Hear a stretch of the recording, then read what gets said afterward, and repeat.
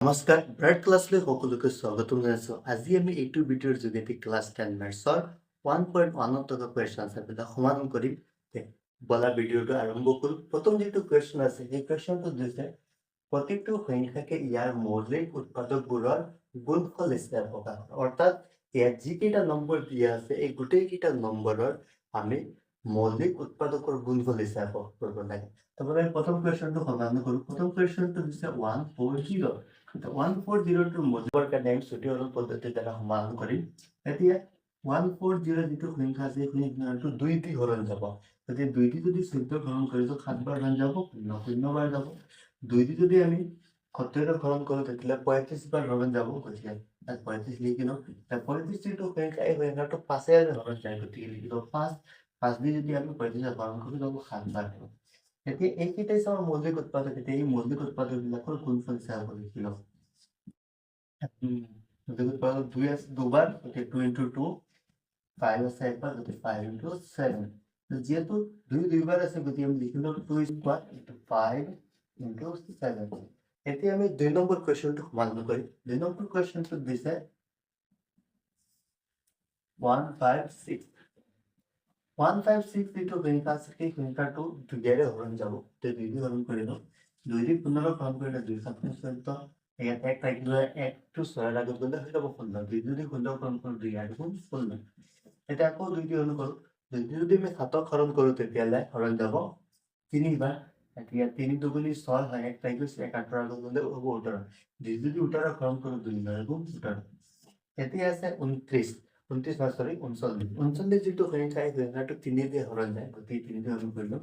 3 দি 3 হৰণ কৰিলে 1 বাৰ যাব হৰণ, আৰু 3 দি 9 হৰণ কৰিলে যাব 3 গুণ 9। এতিয়া আমাৰ লাষ্টত ওলাইছে 13 এটা মৌলিক সংখ্যা, গতিকে এইটো আৰু হৰণ নাযায়। গতিকে আমি মৌলিক উৎপাদকৰ গুণফল হিচাপে লিখি লওঁ 156 equal to 2 into 2, 3 into 13। এতিয়া চোৱা 2 দুইবাৰ আছে, গতিকে আমি লিখি লওঁ 2 square into 3 into 13। হৈ গ'ল এইটো সমান। এতিয়া আমি 3 নম্বৰ কুৱেশ্যনটো সমাধান কৰিম। 3 নম্বৰ যিটো কুৱেশ্যন আছে এই কুৱেশ্যনটো দিছে 3825। এই 3825 সংখ্যাটো এতিয়া আমি হৰণ কৰিম বা মৌলিক উৎপাদক ওলাম। 3825 যিটো সংখ্যা আছে এই সংখ্যাটো 3 দি হৰণ যায়। 3 দি হৰণ কৰোঁ, 3 দি 3 হৰণ যাব 1 বাৰ, 3 দি 8 হৰণ যাব 2 বাৰ, থাকি গ'ল 2 2 আগত আহি যায় যদি হৈ যাব 22। 3 দি যদি 22 হৰণ কৰোঁ 3 × 3 21, থাকি যাব 1। এতিয়া এই 1টো যাবগৈ 5ৰ আগত, 5ৰ আগত গ'লে হৈ যাব 15। 3 দি যদি 15 হৰণ কৰোঁ 5 বাৰ হৈ যায়, 5 আকৌ এইটো হৈ আছে 3 দি হৰণ যায়। 3 দি যদি 12 হৰণ কৰোঁ 4 বাৰ হৈ যাব, 4 3 গুণ 12। এতিয়া 3 দি যদি 7 হৰণ কৰোঁ 3 দি 7 হৰণ কৰি যাব 2 বা 3 দুগুণি 6, থাকি যাব 1। 1টো যদি 5ৰ আগত আহি যায় তেতিয়া হৈ যাব 15। 3 দি 15 হৰণ কৰিলে 3 5 গুণ 15। এতিয়া এই যিটো সংখ্যা আছে 425 সংখ্যাটো আৰু 3 দি হৰণ নাযায়, সংখ্যাটো 5 দি হৰণ যাব। গতিকে 5 দি হৰণ কৰি লওঁ। 5 দি যদি আমি 40 হৰণ কৰোঁ 5 8 গুণ 40, আৰু থাকি যাব 2।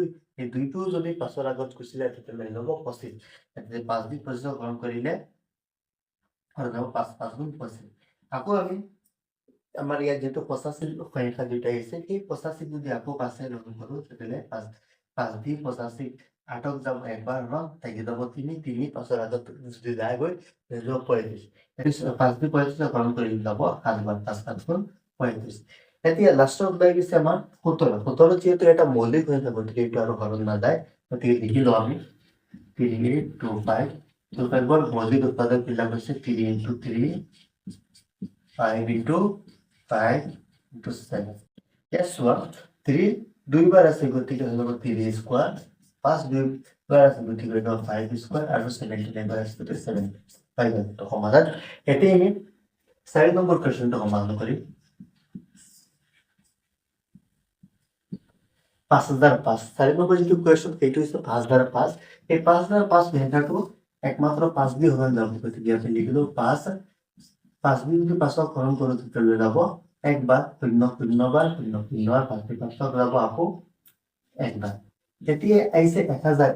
এই 1001 যিটো সংখ্যা আছে এই সংখ্যাটো 7ৰে হৰণ যায়।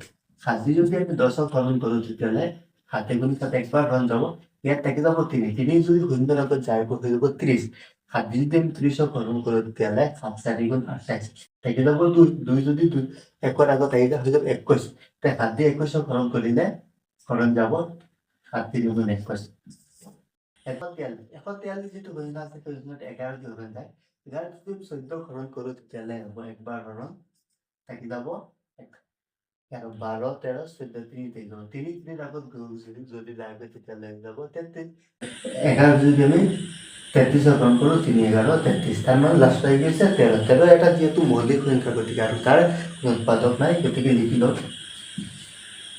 5 0 0 5 মানে 5005ৰ মৌলিক উৎপাদকবিলাক হ'ব 5 ইনটু 7 ইনটু 11 ইনটু 13 হৈ গ'ল সমাধান এতিয়া আমি 5 নম্বৰ কুৱেশ্যনটো সমাধান কৰিম 5 নম্বৰ কুৱেশ্যনটো হৈছে 7429 এই 7429 এই 7429টো হৰণ যায় 17 গতিকে 17 লিখিলোঁ 17টো যদি আমি 74 হৰণ কৰোঁ যদি লিখিলে 17 কিমান বাৰ হৰণ যায় চাইলে আমি 68 মানে 4 বাৰ হৰণ যায় 4 বাৰ হৰণ কৰিলে ইয়াত আছে 74 কিন্তু 4 17 হয় 68 হয় গতিকে বাকী থাকি যাব 6 6 যদি 2 আগত যায় গৈ হৈ যাব 62 এতিয়া যদি আমি 17 দি 62 হৰণ কৰোঁ তেতিয়াহ'লে 3 বাৰ হৈ যাব 3 17 51 62 পৰা যদি 51 আমি বাদ দি দিওঁ তেতিয়াহ'লে থাকি যাব তাৰমানে 11 থাকি যাব 11 যদি 9ৰ আগত আহি যায় তেতিয়াহ'লে 119 হ'ব 17 দি 119 যদি আমি হৰণ কৰোঁ তেতিয়াহ'লে হৰণ যায় 7 বাৰ 7 119